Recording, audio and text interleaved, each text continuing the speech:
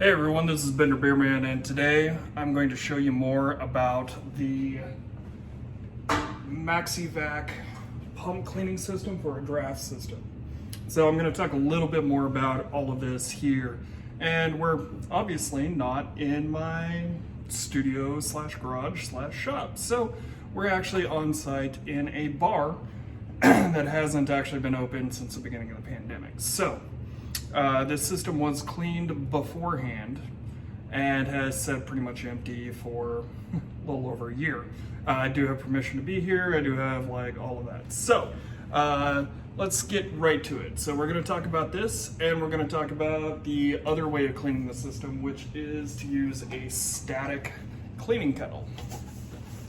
As you can see, this is a 4-head, 5-gallon static cleaning kettle. And it's kind of like a 6-barrel keg that you just fill up with hot water or cold water and your chemical, close it up on top, hook up your couplers to the top, and flush through the entire system.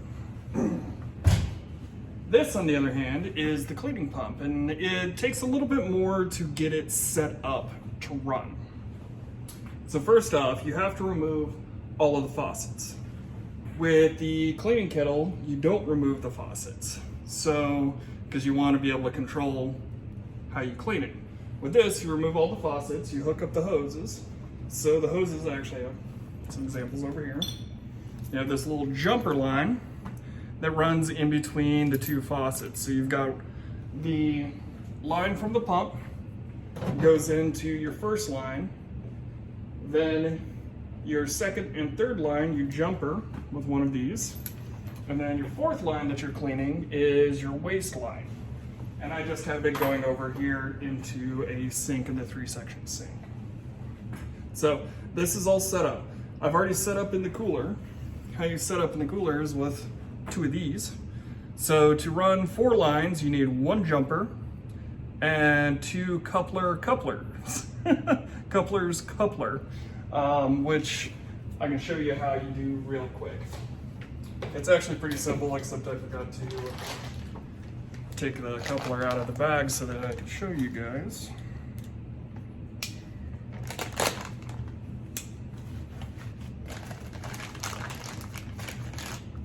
So you have your regular coupler. You want to make sure that your gas is off, uncoupled. You take it. As you can see inside here, there's a little post that will push up the ball check valve one way that's inside the coupler. And you just turn it, and that's it. You do not close this, because then if you haven't turned off your CO2 or mixed gas or whatever it is, then you could be pushing gas through there, which you don't want. 2, if you have turned off your gas, the Thomas valve that's in here is a one-way, it is a check valve, but you're running enough pressure through here that you might force it up through here, which you definitely don't want. The other side, again, I forgot to open this up.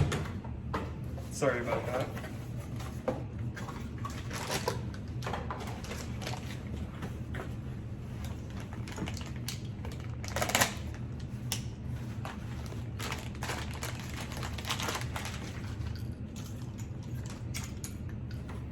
Goes on exactly the same, just the other side. Make sure that your CO2 is off. I mean, it doesn't actually take a whole lot. And there, it's created a pass-through in which liquid can go through either side. So, straight through. Pretty cool little unit.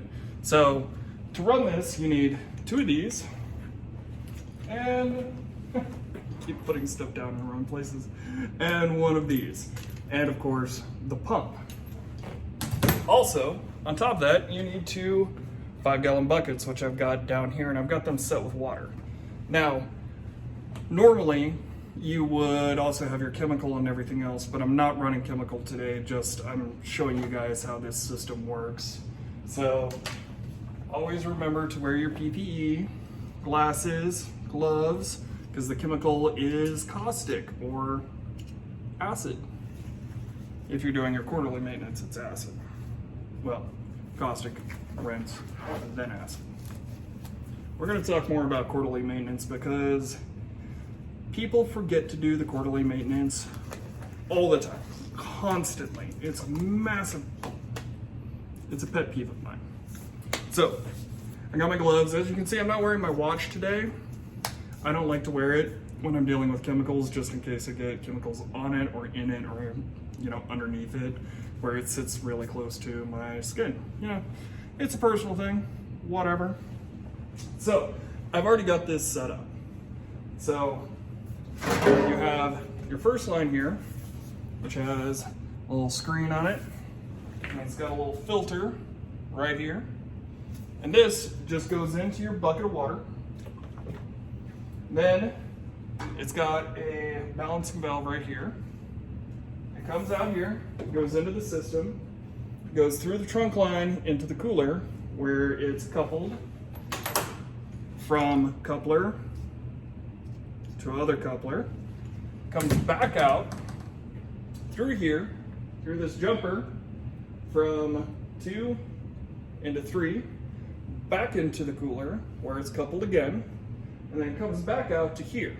Now, this system is a long draw system. It's got about 80 feet or so of line each direction. It is set up to have a 22 pounds worth of restriction in it because we're running long draws. So it's 12 pounds of CO2 and 10 pounds of nitrogen to get it here. So 22 pounds. Now, the top operating pressure of this is 60 PSI.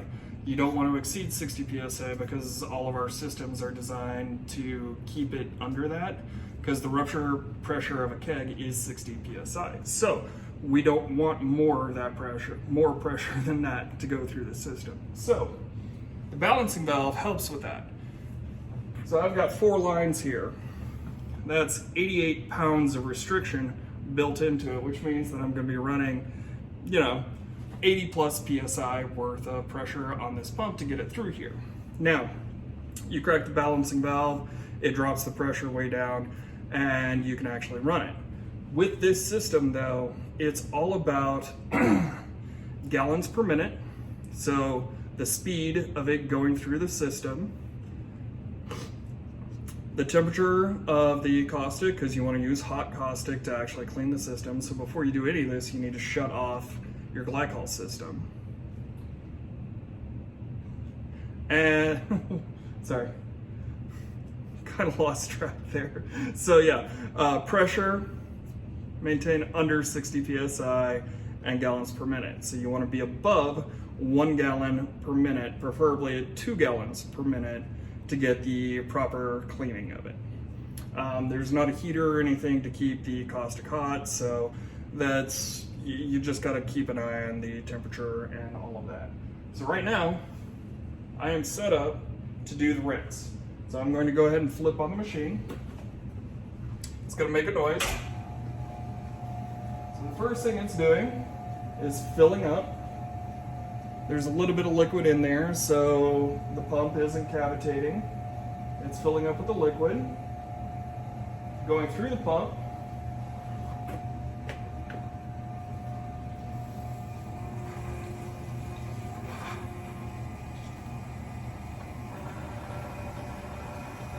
So you got to start with the balancing valve closed for it to prime itself to get the liquid in, going up through.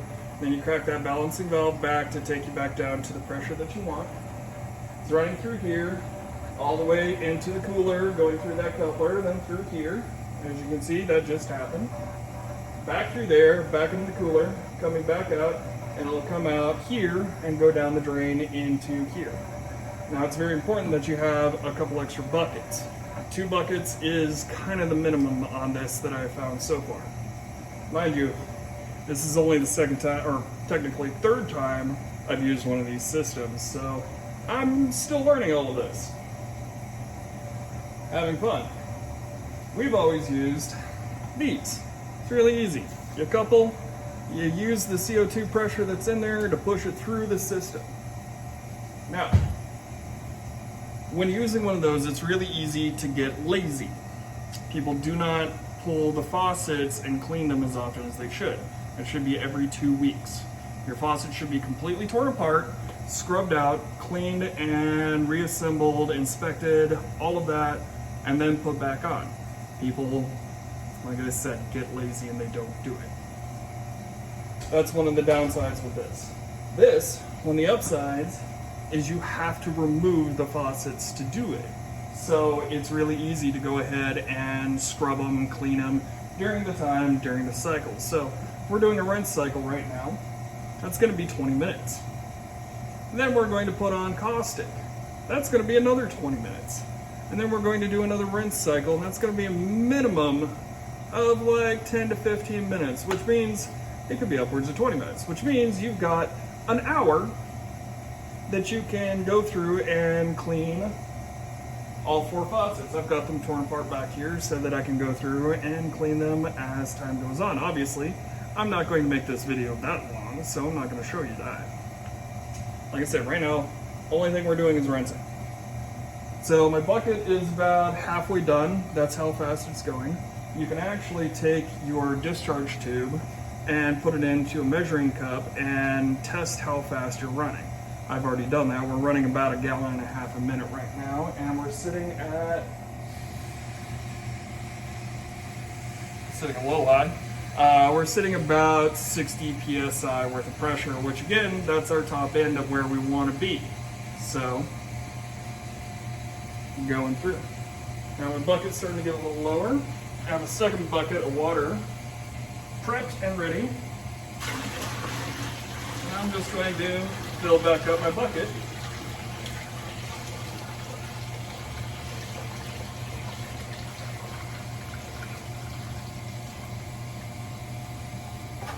Now with the 3-section sink here, obviously you need the bucket for the caustic rinse, but you could actually, for your rinse, just fill up one of the sinks with water and let the water run as you're pulling out of there and dumping into another sink.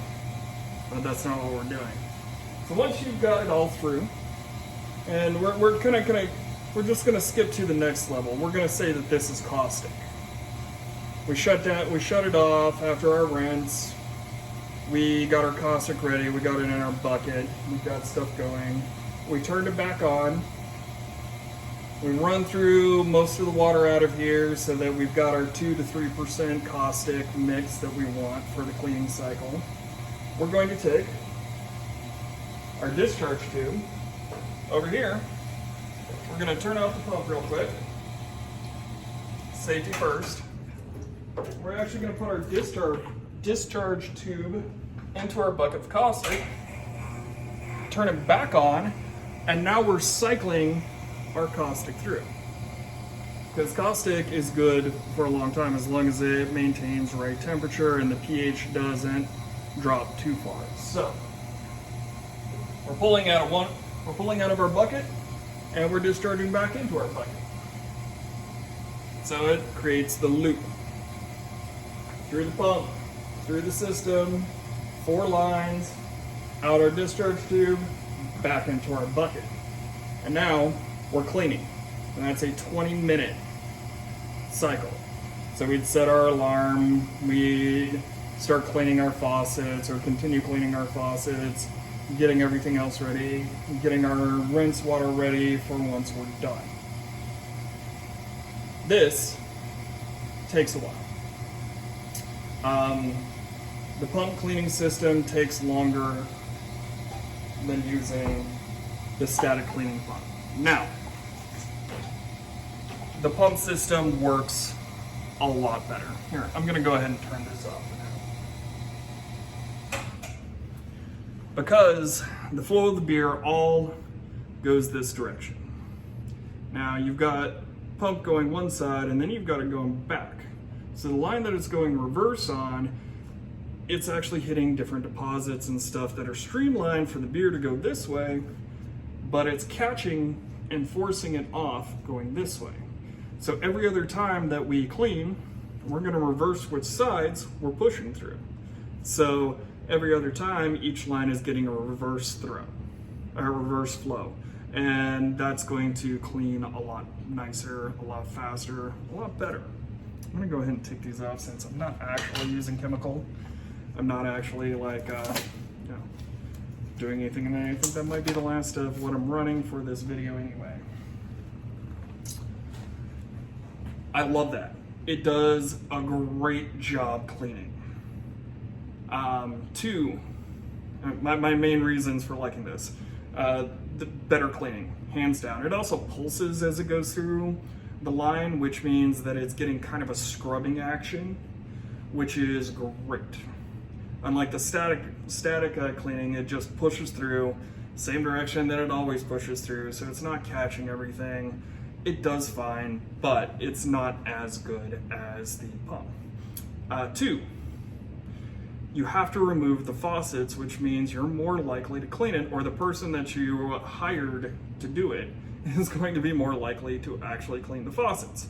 Like I said, cleaning faucets every 2 weeks, cleaning the lines every 2 weeks. This is the standard, this is how it should be. If you want to clean it every time that you pull off a keg, even better. If you want to clean it once a week, a little excessive, but you know what? Awesome, it's going to be great. You're going to have the best lines in town. Most people get lazy when they're using the static system. They don't clean the faucets every time. I'm not going to say everyone, but I go into places all the time and I can see the mold. If I can see it, it ain't good. Three, my third favorite thing about this is it's really easy to do the quarterly maintenance when running this because you've already got it set up. You've already got the faucets off. You've got the lines on. So you do your rinse. You do your caustic. You do your rinse. All you have to do to run an acid run is fill it up with acid and run it for 15 minutes. And then you do another rinse. So it's really easy to add that in. I love that. People get lazy or they just never have the time. I can't tell you how many places I've walked in, there's been issues, and I go, hey, when was the last time it was cleaned? I don't know, the distributors clean it. I hate that line, by the way, just so you guys know. So I find out and it's like, I can never tell. I never know if they've done it correctly. Most of the time, I don't know. I'm assuming they came in with a static cleaning pot, filled it with chemical, flushed it through, rinsed it, ran beer, didn't do anything else. Second question, when was the last time the quarterly maintenance was done? Every 3 months, you need to run an acid run on here to remove any deposits, a beer stone or anything like that to help keep the system running right. Because every deposit of beer stone is like sandpaper on that beer going through. Creates a nucleation site, pulls CO2 out of the beer and can cause some other issues. Excuse me, my allergies are terrible this year. Also, quarterly maintenance, you gotta tear apart the couplers and clean them.